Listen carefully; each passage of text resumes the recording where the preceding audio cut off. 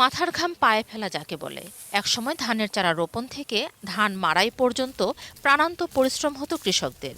কঠিন কায়িক শ্রম আর গবাদি পশু দিয়ে হাল চাষ, সনাতনী এইসব পদ্ধতি ছিল তাদের সম্বল।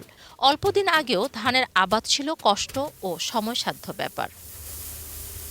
এখন মাঠে মাঠে ট্রাক্টর ও সেচ পাম্প যোগ হয়েছে ধানের চারা রোপণ, ধান কাটা ও মাড়াই যন্ত্র। এতে কমেছে কঠোর পরিশ্রম, সময় ও খরচ। বেড়েছে কাঙ্ক্ষিত ফসলের উৎপাদন। কৃষকরা আগের এক ফসলি জমিতে এখন বছরে ৩ বার ধান পাট চাষ করতে পারছেন। ধান কাটা যন্ত্র আইয়া আমাদের অনেক কৃষকের অনেক সুবিধা হয়েছে।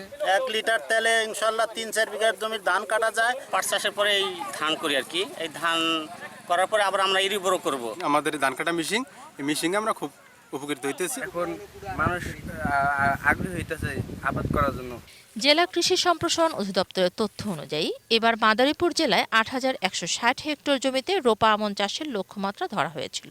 অর্জিত আবাদ হয়েছে ৯,১৫০ হেক্টরে, অর্থাৎ প্রায় ১,০০০ হেক্টর বেশি জমিতে ধান চাষ হয়েছে।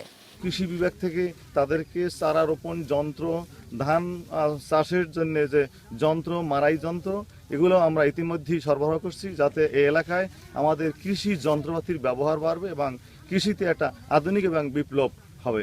Mirza Monalisa, desk report, ATN news.